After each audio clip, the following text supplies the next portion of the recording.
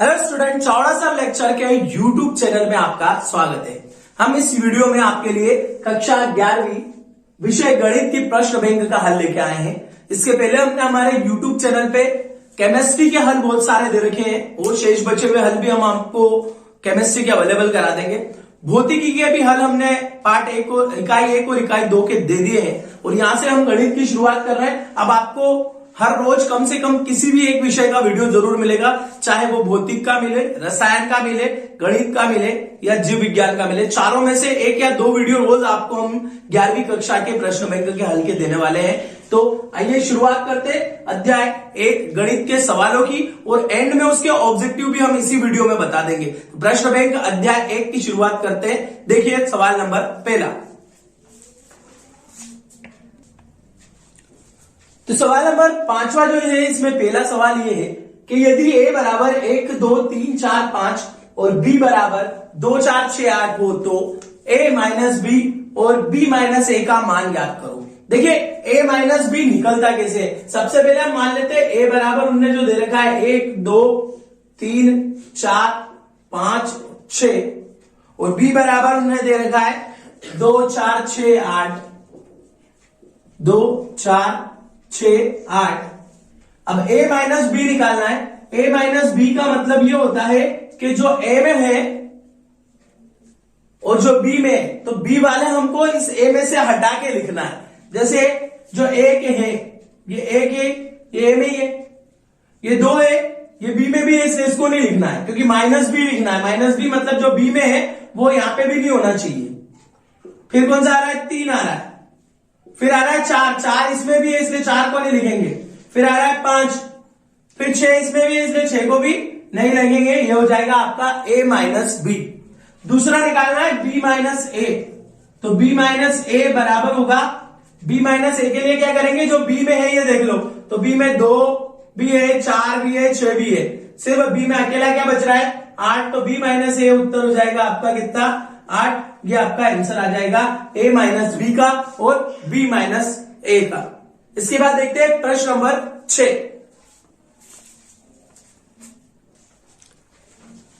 प्रश्न नंबर 6 देखते हैं। घात समुच्चय को परिभाषित कीजिए जबकि a बराबर 1 और 2 का घात समुच्चय ज्ञात भी करना है। तो देखिए घात समुच्चय की परिभाषा क्या होती है? घात समुच्चय वो होता है जो उसका उप समुच्चय, मान लो सपोज हमने लिखा a और b। अगर a और b दो एलिमेंट है तो इनका उप समुच्चय क्या होगा इनका? एक तो होगा a, एक होगा b, एक होगा ab और एक होगा 5। इन सबका जो समुच्चय होता है वो क्या कहलाता है? घात समुच्चय कहलाता है। ठीक है, तो समुच्चय a के सभी उप समुच्चय के संग्रह को a का घात समुच्चय कहते हैं। इसे pa से प्रदर्शित करते हैं और इनने साथ में पूछा था कि a बराबर 1 और 2 का घात समुच्चय ज्ञात कीजिए, तो हमने उसका 1 और 2 का घात समुच्चय ज्ञात कर दिया। a बराबर 1 और 2, उसके सारे उप समुच्चय निकाल लिए, 5 1 2 और 1 2, और ये इनकी जितनी संख्या होगी वो इसका क्या कहलाएंगे? घात समुच्चय कहलाएंगे। जितनी संख्या है 4 है इसकी, तो ये हो जाएगा 2 की घात 2। ये आपका आंसर हो जाएगा।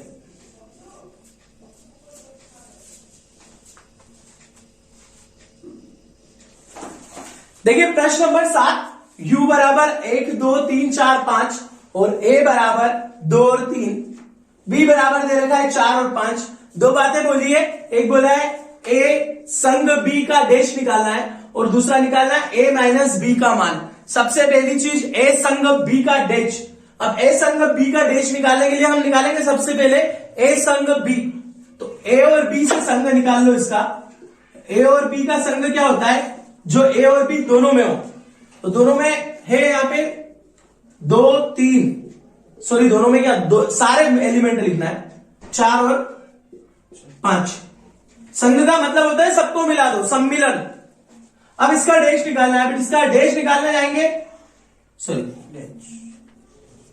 a संग b का डैश मतलब इन दोनों में जो नहीं है, तो इन दोनों में जो नहीं है वो तो है ही नहीं, यहाँ पे 5 हो जाएगा, खाली हो जाएगा। तो ये हो जाएगा हमारा कितना? 5 खाली। दूसरी बात याद करनी है a माइनस बी के मान। तो a माइनस बी का मान जो होगा, a माइनस बी का मान भी कितना होगा? 5 होगा। सॉरी ए होगा, मतलब 2 और 3, ए माइनस बी का मान कितना होगा 2 और 3। जो ए में है वो लिखना है, जो बी में है वो नहीं लिखना है, तो वो कितने हो जाएंगे 2 और 3। ये हो गया प्रश्न नंबर 7। इसके बाद देखते हैं प्रश्न नंबर 8। देखिए इसमें एक थोड़ी सी गलती हुई है, यहाँ पे यू से निकालेंगे तो यू से चेक करेंगे तो इसका जो डेच होगा वो आपका 2 3 4 5 तो इसमें था, इसलिए इनको छोड़ के बचेगा क्या हमारा एक, तो इसका आंसर 1 हो जाएगा और इसका आंसर हो जाएगा 2 और 3। अब देखते हैं प्रश्न नंबर 8। देखिए प्रश्न नंबर 8 में 1 2 3 के सारे उप समुच्चय निकालने हैं। तो 1 2 3 के सारे उप समुच्चय क्या होंगे, हम लिख लेते हैं समुच्चय 1 2 3 के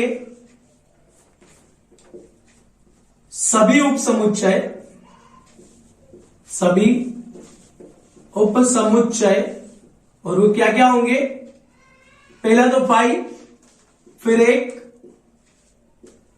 2 3, 1 3 2 3 3 1 और 1 2 3, ये सारे आपके क्या हो जाएंगे, इसके उप समुच्चय हो जाएंगे।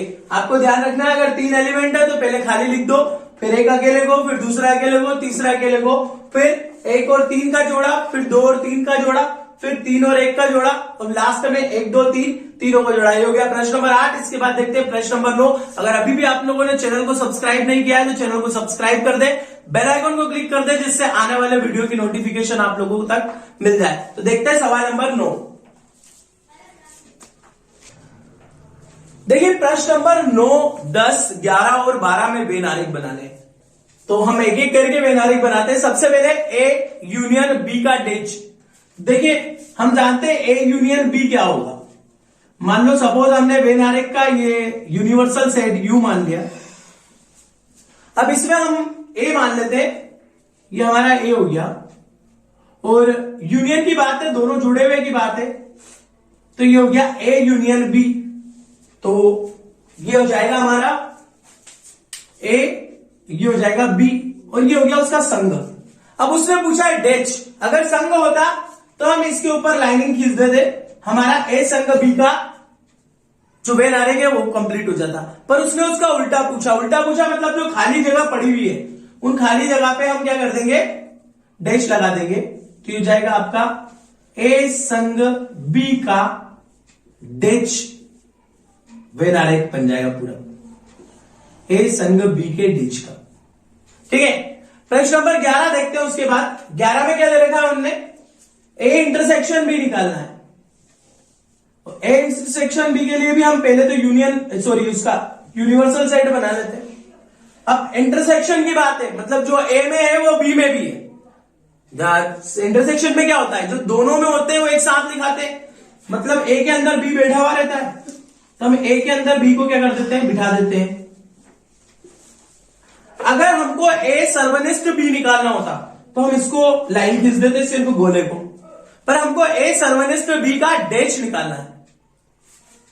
तो डेच निकालने के लिए क्या करेंगे कि बाहर वाली लाइन को खींच दें,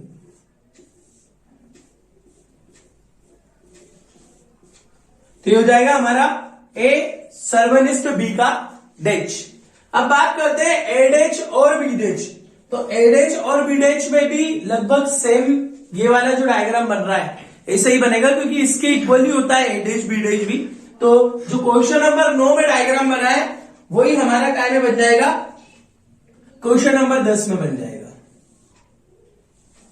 क्योंकि ए का डेच और बी का डेच निकालना है और उसका इंटरसेक्शन निकालना है। यहां यूनियन था, यहां इंटरसेक्शन का है, तो इसका भी जो आएगा वो ये ए हो गया, ये बी हो गया आपका, ये ए डेच बी डेच हो गया, और इसका भी जो डायग्राम होगा वो ऐसे ही बनेगा, क्योंकि डी मार्गन में इन दोनों की वैल्यू बराबर होती है, इस वाली वैल्यू ये वाली वैल्यू के बराबर होती है। ठीक है, तो इसका भी सेम बनेगा, यहां पे भी इन दोनों का सेम बनेगा।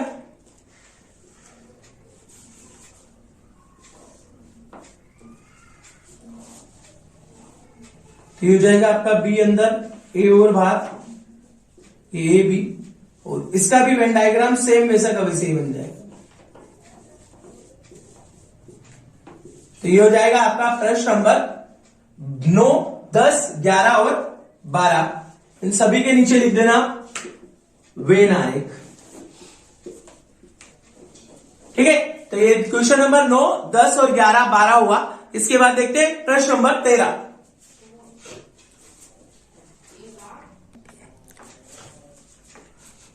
देखिए प्रश्न नंबर 13 और 14 देखते हैं। प्रश्न नंबर 13 है, यदि x व y दो ऐसे समुच्चय हैं कि संघ का मान 50, x का मान 28 और y का मान 32 हो, तो x सर्वनिष्ठ y ज्ञात कीजिए। तो सबसे पहले मान लिख लो कि मान किस किस के दे रखे हैं उन्होंने। मान दे रखे हैं x संघ y दे रखा है 50, x दे रखा है 28, y दे रखा है 32 और सर्वनिष्ठ हमको ज्ञात करना है। तो इसके लिए एक सूत्र लगता है। सूत्र में संघ भी आगे लिख सकते हैं, सर्वनिष्ठ भी आगे लिख सकते हैं, कुछ भी लिख सकते हैं। मैं सर्वनिष्ठ ज्ञात करना है तो सर्वनिष्ठ लिख रहा हूं। x एन एक्स सर्वनिष्ठ y बराबर एन एक्स धन n y minus N x सर्वनिष्ठ संघ y। तो ये हो जाएगा आपका 50 प्लस 28 प्लस 32 माइनस 50। तो आपका ये हो रहा है 30 और 30 60 माइनस 50। तो आपका आंसर जो आएगा वो एन एक्स सर्वनिष्ठ y बराबर आ गया 10। मतलब एक्स सर्वनिष्ठ y के अवयव 10 है। इसके बाद देखते हैं प्रश्न नंबर 14। प्रश्न नंबर 14 में डायरेक्ट वैल्यू दे रखी है उन्होंने एन एक्स एन वाई करके।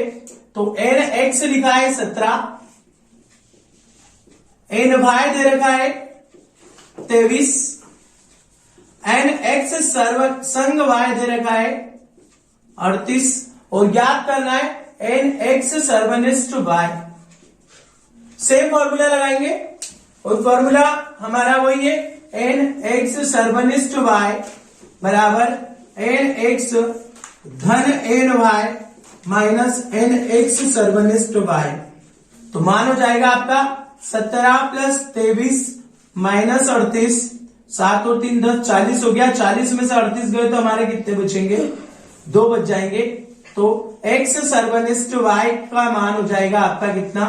2 आ जाएगा। यहां पे डायरेक्ट हमने पूछा था एन एक्स सर्वनिष्ठ y, तो हम इसी को आंसर लिख देंगे क्योंकि आपका आंसर। और यहां पे उन्होंने पूछा था अवयव कितने होंगे, तो हमने लिख दिया था एन एक्स संग y के अवयव होंगे 10। तो ये हो गया आपका प्रश्न नंबर 13।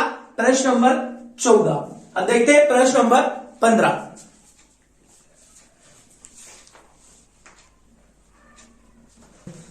देखिए प्रश्न नंबर 15 और प्रश्न नंबर 16। प्रश्न नंबर 15 और 16 में दोनों में क्वेश्चन से हमें सवाल दे रखा है u बराबर 1 2 3 4 5 6 7 8 9। ए दे रखा है 2 4 6 8 और बी दे रखा है 2 3 5 7।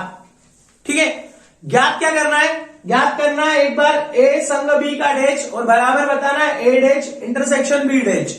और सेकेंड टाइम करना है ए सर्वनिष्ठ बी का डैश बराबर ए डैश यूनियन बी डैश बताना है। तो हमको कुछ मान निकालने पड़ेंगे। दोनों सवालों के लिए अलग अलग निकाल लेता हूं मैं। सबसे पहले मैं लिख लेता हूं ए और बी। ए है 2 4 6 8 और बी निकाल लेते हैं। बी है आपका 2 3 5 और 7। अब बात एलएचएस के लिए करते हैं। तो एलएचएस के लिए क्या होगा? ए संग बी चाहिए हमको। ए संग बी, ए संग बी, ए संग बी क्या है? यहां पे हमको ए और बी में दोनों में जो जो एलिमेंट दे रखे सब लिख लीजिए। 2 3 4 5 6 7 8 ये हो गए सारे ए संग बी। अब हमको निकालना इसका डैश। तो हमने निकाल लिया ए संग बी का डैश। और डैश का मतलब यूनियन में से चेक करेंगे, बचेगा क्या? 1 और 9। तो आ जाएगा 1 और 9 क्योंकि बाकी सब तो इसके अंदर था। इसका उल्टा लिखना है तो 1 और 9 आ जाएगा। ये हो गई इक्वेशन नंबर 1। अब निकालना है A dash intersection B dash, तो ए डैश निकाल लो। ए डैश चेक करो, ए का उल्टा क्या क्या बच रहा है, ए का उल्टा बच रहा है 1 3 5 7 9, और बी का उल्टा क्या बच रहा है, बी का उल्टा बच रहा है 1 2 है 3 है 4 5 है 6 है 6 नहीं है 7 है 8 नहीं और 9। तो ये निकल गया ए डैश और बी डैश। अब दोनों का सर्वनिष्ठ निकाल लेते हैं। सर्वनिष्ठ मतलब जो दोनों में हो, तो दोनों में जो है वो 1 और 9 है। यह आ गई समीकरण नंबर 2। समीकरण 1 और 2 के एलएचएस बराबर है तो आरएचएस भी बराबर होंगे, इसलिए सॉरी आरएचएस बराबर है तो एलएचएस भी बराबर होंगे। अतः समीकरण 1 और 2 से सिद्ध होता है एलएचएस बराबर आरएचएस। सेम ऐसा कैसे इधर भी करना है, सबसे पहले वही लिख लो, ए बराबर 2 4 6 8 और बी बराबर 2 3 5 7। अब निकालना है ए सर्वनिष्ठ बी, यहां निकालना है ए सर्वनिष्ठ बी, तो ए सर्वनिष्ठ बी निकाल लेते हैं। ए सर्वनिष्ठ बी, सर्वनिष्ठ मतलब जो दोनों में कॉमन हो वो, तो कॉमन क्या है 2 है, दोनों का सर्वनिष्ठ आ गया 2।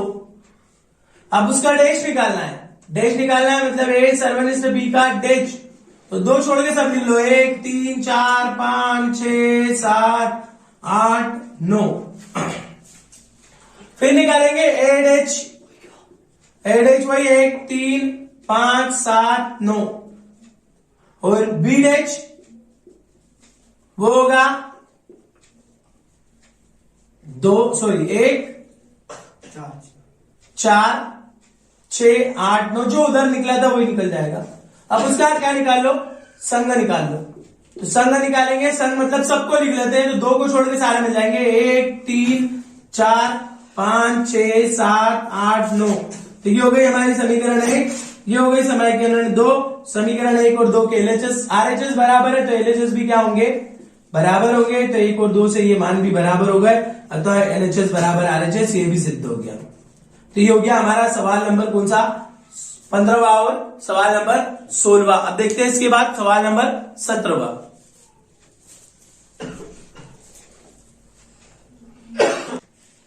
देखिए अगला सवाल प्रश्न नंबर 17वां और प्रश्न नंबर 18वां। 17वें और 18वें दोनों सवाल में हमको ज्ञात करना है सर्वनिष्ठ। अब कैसे आपको पहचान कराता हूं, एक विद्यालय में 20 अध्यापक है, मतलब कुल संख्या कितनी हो गई 20 हो गई, मतलब संघ हो गया 20 का। और शब्द से भी पकड़ में आ जाता है जो भौतिक या गणित पढ़ाते हैं। देखिए या का मतलब होता है संघ और का मतलब होता है सर्वनिष्ठ, ठीक है। तो यहाँ पे या आ रहा है इसलिए इसके क्या किसका मान है, ये संघ का। हम उसके पहले लिख लेते हैं, गणित को बता रहा हूं मैं x से, गणित बराबर x और भौतिक बराबर y। तो गणित के लिए x और भौतिक के लिए y ले रहे हैं, तो हमारा हो जाएगा नंबर ऑफ x संग y जो है, गणित और भौतिक दोनों वाले, गणित या भौतिक दोनों वाले कितने 20, गणित वाले कितने, गणित वाले 12 और 4 भौतिक और गणित दोनों, भौतिक और गणित मतलब सर्वनिष्ठ वो कितने 4। कौन से ज्ञात करने, भौतिक वाले ज्ञात करने हैं, तो y ज्ञात करना है। क्या ज्ञात करना है, भौतिक वाले ज्ञात करना है, मतलब y वाला ज्ञात करना है। तब हम वही सूत्र लगाएंगे जो इसके पहले लगाया था, x कोई भी लिख दो, आगे संघ लिख दो, सर्वनिष्ठ लिख दो, कोई फर्क नहीं पड़ता है। x plus N Y minus N x सर्वनिष्ठ y, तो यहां हो जाएगा आपका 20, ये हो जाएगा आपका 12, ये ज्ञात करना है, और ये हो गया -4। 12 में से 4 गए तो आपके बचेंगे 8, और 8 को उधर ले जाएंगे तो y का मान निकल जाएगा, तो y बराबर हो जाएगा आपका 12। तो भौतिक वाले शिक्षकों की संख्या जो अध्ययन कराते हैं उनकी कितनी हो गई है, 12 हो गई है। इसके बाद देखते हैं प्रश्न नंबर 18। प्रश्न नंबर क्या है 18 देखते हैं, ये 12 आंसर आ जाएगा आपका, नीचे 18 था मैंने ऊपर लिख दिया। इसके बाद प्रश्न नंबर 18 देखते हैं, 35 विद्यार्थियों की एक कक्षा है, मतलब विद्यार्थी कुल कितने हैं 35 है, तो हम मान लेते हैं क्रिकेट वाले को x और फुटबॉल वाले को y। तो क्रिकेट को x और फुटबॉल वाले को y। कुल विद्यार्थी कितने? 35। तो नंबर ऑफ x संग y equals to 35। Number of 16 football खेलना पसंद करते हैं, उन्होंने बोला 24 क्रिकेट खेलना पसंद करते हैं, तो 24 क्रिकेट वाले 24 और फुटबॉल वाले 16 हमको ज्ञात करना है, सर्वनिष्ठ ज्ञात करना है। सेम सवाल वाला फॉर्मूला लगा दो, अगर आगे हम सर्वनिष्ठ लिख लेते हैं क्योंकि इसको ज्ञात करना है।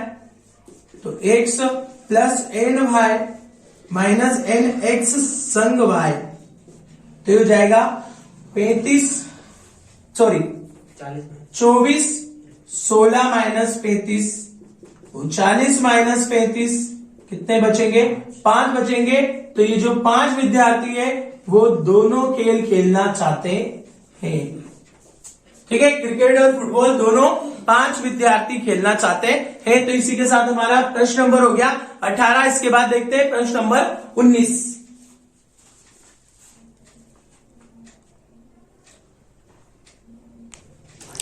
देखिए प्रश्न नंबर 19 देखते हैं, थोड़ा सा अलग है ये। इसमें ध्यान देना है, किसी स्कूल के 400 विद्यार्थी है। कुल विद्यार्थी कितने दे रखे हैं? 400 विद्यार्थी दे रखे हैं। ये ना संघ है ना सर्वनिष्ठ है, ये यूनियन है। मेन जो यूनिवर्सल सेट यू होता है वो है ये 400। तो नंबर ऑफ यू जो है यूनिवर्सल सेट जिसको बोलते हैं वो है कितना है? 400 है। अब सर्वेक्षण में 100 विद्यार्थी सेब का रस, हम सेब को मान लेते हैं x, सेब बराबर x और संतरा बराबर y मान लेते हैं। तो सेब का रस x और संतरे का रस y। वो कह रहा है सेब का रस 100 विद्यार्थी, मतलब x इक्वल्स टू 100। 150 विद्यार्थी संतरे का रस, तो y हो जाएगा आपका 150। 75 विद्यार्थी सेब व संतरे दोनों का रस, सेब और संतरे दोनों का रस लेते हैं कितने? 75 विद्यार्थी। तो वो जाएगा हमारा सर्वनिष्ठ x सर्वनिष्ठ y बराबर 75। और ज्ञात करना है संघ, ज्ञात करना है x संघ y बराबर क्या करना है हमको?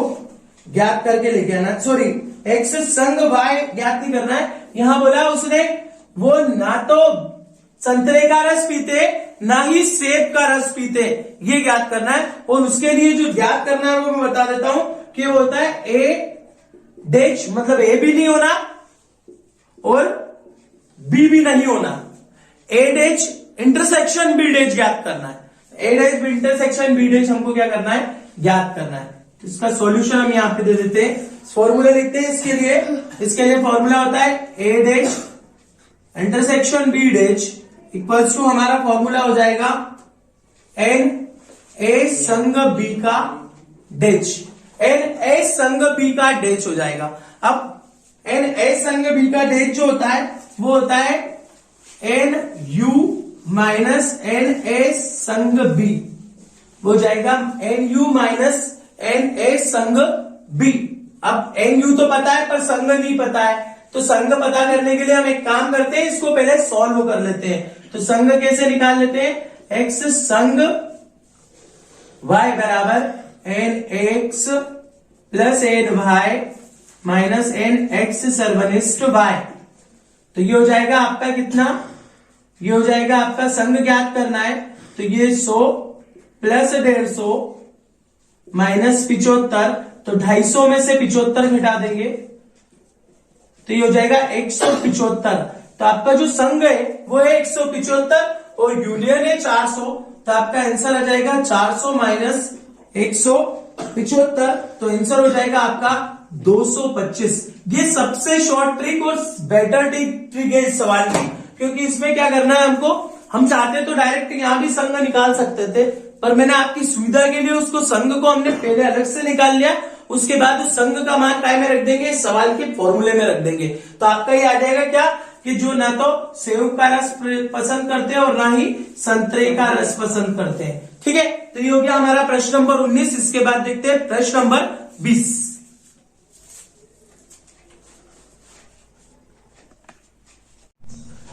देखिए अगला सवाल, सवाल नंबर 20वां। सवाल नंबर 20वां बड़ा जरूरी है, 3 प्रश्न इस सवाल में दे रखे हैं, एक एक करके देखते हैं। 200 व्यक्ति चर्म रोग से पीड़ित है, तो जो संघ है वो कितने लोगों का हो गया? 200 लोगों का हो गया। तो नंबर ऑफ यू जो है वो 200 हो गया हमारा। और 120 व्यक्ति रसायन C1 से, तो हम C1 को मान लेते हैं X, C2 को मान लेते हैं Y। तो हमने मान लिया C1 बराबर X और C2 बराबर Y। तो C1 वाले को हम लिख लेते हैं, वो C1 से पीड़ित है, उसको मान लेते हैं X, वो कितने हो गए? 120। और जो C2 से पीड़ित है उनको मान लेते हैं 50। वो कह रहा है 30 व्यक्ति C1 व C2 दोनों से प्रभावित हुए, तो C1 और C2 दोनों से प्रभावित होंगे, तो वो हो जाएगा हमारा सर्वनिष्ठ NX सर्वनिष्ठ Y हो गया हमारा 30। ठीक है, तो ये हो गया X सर्वनिष्ठ Y बराबर 30। अब एक एक सवाल देखते हैं। पहला सवाल है रसायन C1 किंतु रसायन C2 नहीं। C1 है पर C2 नहीं है। अब नहीं कब निकलता है? नहीं जब निकलेगा जब उसको माइनस कर दे। तो हम कैसे माइनस करेंगे उसके लिए देखते हैं यहां पे हल करके। सबसे पहले हम क्या करते हैं, हम निकाल लेते हैं X, और X से ऐसे ही नहीं निकलेगा, X से निकलेगा, X से निकलेगा X माइनस Y U मतलब संघ, और X संघ सर्वनिष्ठ Y, इससे निकलेगा X माइनस Y संघ X सर्वनिष्ठ Y। और इसके लिए मान निकाल लेते हैं NXY equals to NX minus Y union, union यहां पे जो होगा वो प्लस का चिन्ह देगा, तो ये प्लस NX सर्वनिष्ठ Y। अब X माइनस Y की वैल्यू चाहिए हमको, तो X माइनस जो Y होता है वो कैसे निकलेगा? X माइनस Y जो होगा वो निकलेगा आपका X माइनस Y बराबर, उसका फॉर्मूला होगा आपका, वो होगा NX माइनस NX सर्वनिष्ठ Y। इस मान से निकालना पड़ेगा NXY मतलब NX, इसी को सेट कर लिया हमने वापस। इसको कैसे NXY का मान निकालना है, तो हमने इस X को इधर लिया और Y को उधर पहुंचा दिया। ठीक है, तो यहाँ पे आपका मान क्या हो जाएगा? इसका मान हो जाएगा आपका कुल कितना है? X कितना है? 120, और X सर्वनिष्ठ Y कितना है? 30। तो ये हो जाएगा आपका कितना? 90। तो पहला उत्तर हो जाएगा हमारा X माइनस Y बराबर कितना? 90। उसने पूछा था रसायन C1 है किंतु C2 नहीं, और C1 है किंतु C2 नहीं के लिए हमको क्या करना पड़ेगा? X में से Y को घटाना पड़ेगा। X में से Y घटाने के लिए हमने ये वाला फॉर्मूला क्रिएट करा है। अब इसका देखते हैं प्रश्न नंबर 2। देखिए इसी का जो सेकंड है उसमें C2 है किंतु C1 नहीं, तो हम इसका उल्टा फॉर्मूला लगा देते हैं। जहां हमने X लिया था वहां क्या ले लेंगे? सेकंड वाले के लिए Y ले लेंगे, और ये हो जाएगा आपका कितना? Y माइनस X, और ये भी हो जाएगा, ये तो वही रहेगा X सर्वनिष्ठ Y ही रहेगा। वहां कितना हो जाएगा? Y माइनस X हो जाएगा। देखिए उसको कैसे कर देंगे, तो वो हो जाएगा आपका NY बराबर NY minus X plus NX intersection Y, और जमा के लिख देते हैं तो ये आपका उस साइड पहुंच जाएगा। तो क्या हो जाएगा यहाँ पे आपका NY माइनस X बराबर NY माइनस NX सर्वनिष्ठ Y। अब इन दोनों को घटा दो, तो 50 माइनस आपका इसकी वैल्यू कितनी है? 30 है, तो आंसर आपका हो जाएगा, सेकेंड वाले का आंसर आ जाएगा आपका कितना? 20 आ जाएगा। तो यहां पे हो जाएगा NY माइनस X कितना हो गया आपका? 20। ये हमारा सेकेंड वाला निकल गया। अब निकाला तीसरा वाला कि रसायन C3 अथवा C2 में से प्रभावित हुए।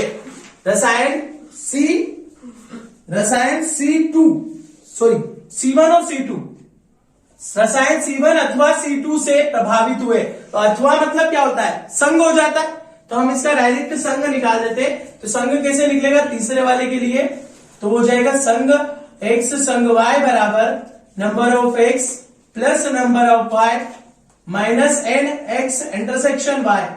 तो मान रख दीजिए x का मान है आपका 120, फिर है 50, फिर है 30, ये हो जाएगा 170 माइनस 30, तो आपका फाइनल मान हो जाएगा 140। ये हो जाएगा तीसरे प्रश्न का उत्तर। तो हमने एक प्रश्न पहले दे दिया था और दो प्रश्न इसके बाद में दे दिए। ये हमारे तीनों प्रश्नों का उत्तर कंप्लीट हो गया। ठीक है, तो यहां पे प्रश्न नंबर 20 कंप्लीट हुआ। अब देखते हैं प्रश्न नंबर 21। देखिए प्रश्न नंबर 21। प्रश्न नंबर 21 में दे रखा है 400 व्यक्तियों के समूह में 250 व्यक्ति हिंदी और 200 व्यक्ति अंग्रेजी बोल सकते हैं। तो हम मान लेते हैं हिंदी को x और अंग्रेजी को y।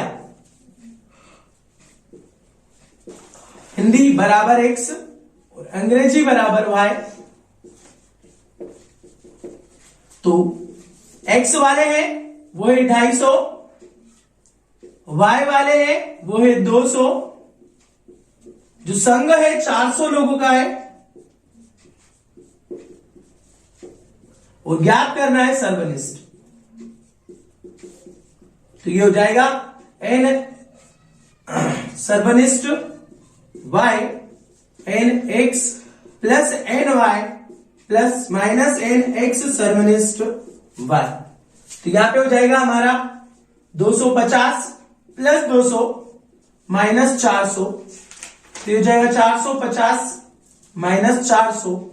तो आपका आंसर आ जाएगा 50।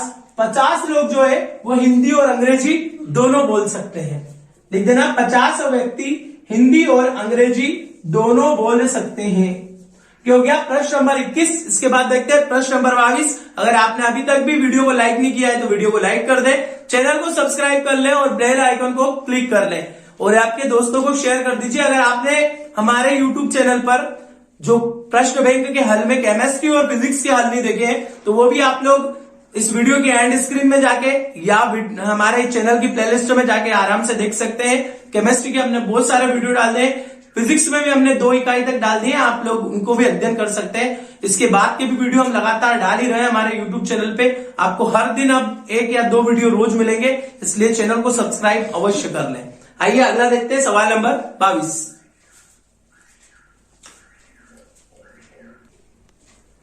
देखिए प्रश्न नंबर 22 है 70 व्यक्तियों का समूह में, मतलब संघ 70 लोगों का है, 37 कॉफी 52 चाय पसंद करते हैं। हम कॉफी को मान लेते हैं x से और चाय को मान लेते हैं y से। तो अब हमने लिख लिया जो x है वो 37 है और जो y है वो है 52। संघ है 70 लोगों का और सर्वनिष्ठ ज्ञात करना है, x सर्वनिष्ठ y ज्ञात करना है। तो x सर्वनिष्ठ y बराबर number of x plus number of y minus number of x संग y। तो यहां पे होगा 37 प्लस 52 माइनस 70, 87 माइनस 70, तो आ जाएगा आपका 17। 17 लोग कॉफी और चाय दोनों पसंद करते हैं। कितने? 17 लोग कॉफी और चाय दोनों पसंद करते हैं। तो यह आपका आ जाएगा कॉफी और चाय दोनों पसंद करने वाले कितने हो गए? 17। अगला देखते हैं प्रश्न नंबर 22 और उसके बाद हमारे बचेंगे 3 प्रश्न, 22, 23, 24 और 25। कुल 25 प्रश्न है इसमें, 22 हो गया, 23, 24, 25 के 3 प्रश्न और बचे और ऑब्जेक्टिव बचे। आइए आगे देखते हैं।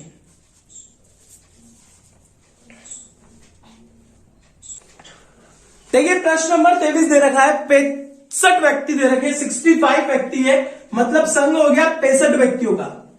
और क्रिकेट को हमने x से बताया, टेनिस को y से बताया। तो क्रिकेट वाले 40, तो 40 और 10 व्यक्ति क्रिकेट व टेनिस, क्रिकेट व मतलब और मतलब सर्वनिष्ठ, तो ये 10 हो गए क्रिकेट और टेनिस। और बोला है टेनिस वाले ज्ञात करो, तो हम टेनिस वाले ज्ञात करेंगे। तो यहां लिख देते हैं 10, ये हो गया आपका 40 प्लस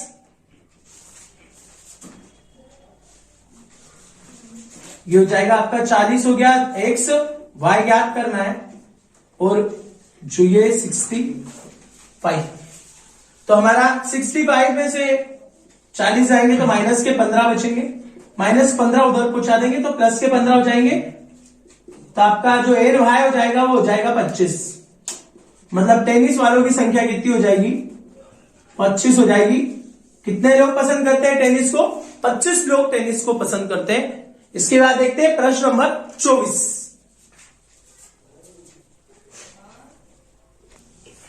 देखिए सवाल नंबर 24, 50 व्यक्ति फ्रेंच, 50 व्यक्ति फ्रेंच, 20 व्यक्ति स्पेनिश।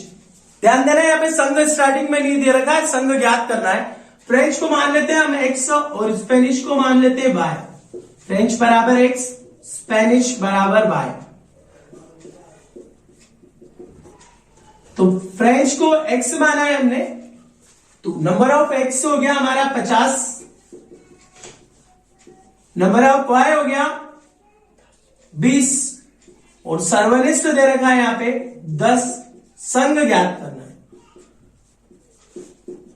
तो इजी है सवाल आपका। संघ आगे लिख लो, एन ए सो x y, x intersection y, 50 + 20 - 10, 70 - 10, ये हो गया 60। ये आ गया आपका कौन सा, जो दोनों ही भाषाओं में से कम एक भाषा बोल सकते हैं वो है 60 लोग। ठीक है, अब बचता है अंतिम सवाल इस पार्ट का 25वां सवाल देखते हैं। देखिए सवाल नंबर 25 दे रखा है, किसी विद्यालय के 600, देखिए 600 यूनिवर्सल सेट है यू। हमने मान लिया सर्वेक्षण में ज्ञात हुए विद्यार्थी 150 चाय, 250, 225 विद्यार्थी कॉफी, मतलब चाय वाले को मान लेते हैं एक्स, तो चाय वाले हो गए 150 और कॉफी वाले हो गए 225। कॉफी वाले हो गए 225। 100 विद्यार्थी चाय और कॉफी दोनों पीते हैं, 100 विद्यार्थी चाय और कॉफी दोनों पीते हैं, मतलब ये हो गया आपका इंटरसेक्शन, ये हो गया हमारा कितना 100।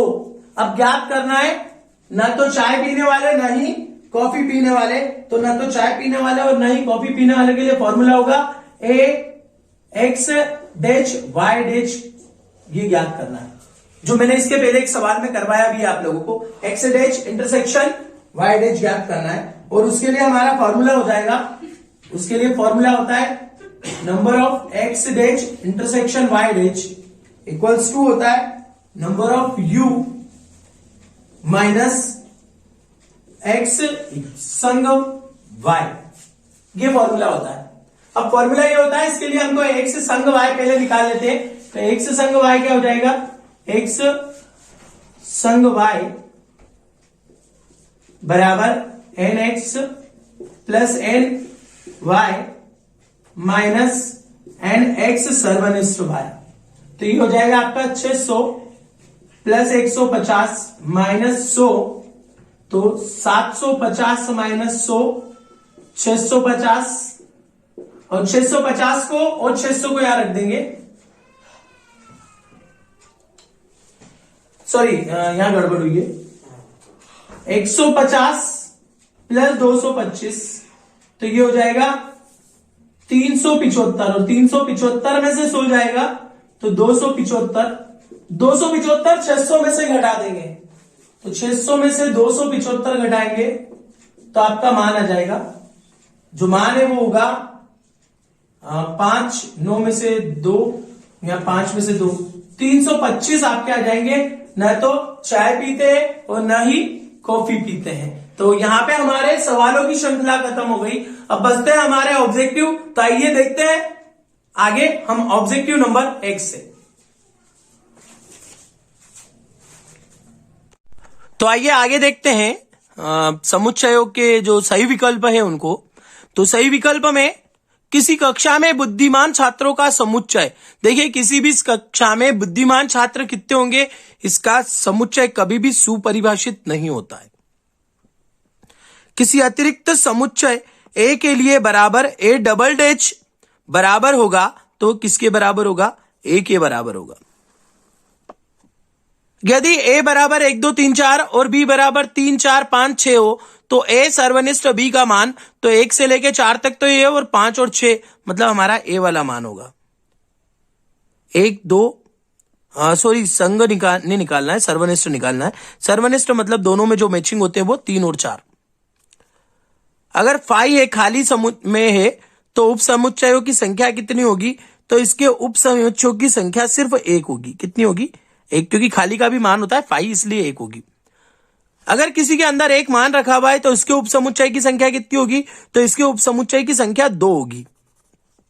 समुच्चय B subset of A, B उप समुच्चय है ए का, तो ए सर्वनिष्ठ बी बराबर होगा, तो ए सर्वनिष्ठ बी बराबर होगा बी के। अगले वाला संघ है, तो संघ अगर होगा तो वो बराबर होगा ए के। उसके बाद दे रखा है x और y, दो मान दे रखे हैं, उनका सर्वनिष्ठ निकालना है। तो इसका जो सर्वनिष्ठ है वो है 1 और 3। एक समुच्चय जिसके एक भी अवयव नहीं होता है क्या कहलाता है? रिक्त समुच्चय कहलाता है, रिक्त समुच्चय। ए संग ए डेच, ए संग ए डेच बराबर होता है y। फाई डेच सर्वनिष्ठ ए, फाई डेच सर्वनिष्ठ ए बराबर होता है ए सर्वनिष्ठ ए डेच बराबर होता है फाई। यू डेच सर्वनिष्ठ ए बराबर होता है फाई। फिर पूछ रहा है वो कि सत्य सत्य बताइए। सत्य सत्य में जो है पहला है वो सत्य है, दूसरा आपका असत्य है, तीसरा सत्य है, चौथा असत्य है। एक वाक्य में उत्तर पूछ रहा है कि ए के एन अवयव हो तो समुच्चय ए में कितने अवयव होंगे? तो समुच्चय ए में कितने अवयव होंगे? 2 की पावर n अवयव होंगे। 2 की पावर n घात समुच्चय की परिभाषा हमने पढ़ी है। दूसरे में भी ऐसे होंगे, 2 की पावर n अवयव होंगे। तीसरे में उसने पूछा है इसका, तीसरे में संघ ज्ञात करना है, तो संघ हो जाएगा 2 4 6 8 10 12। 2 4 6 8 10 12 ये हो जाएगा आपका, इसका संघ हो जाएगा 2 4 6 8 10 12।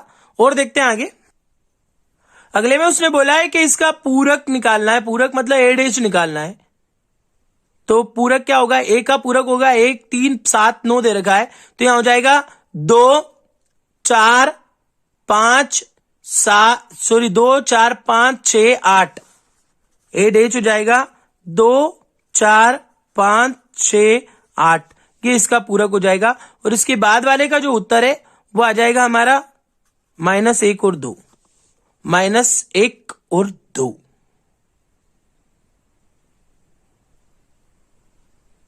तो ये सॉरी प्लस का 1 और माइनस का 2 आएगा। ठीक है, थोड़ा सा डाउट था इसलिए मैंने उसको वापस चेकआउट कर लिया है। तो यहाँ पे प्लस का 1 और माइनस का 2 आएगा, इसका रोस्टर फॉर्म।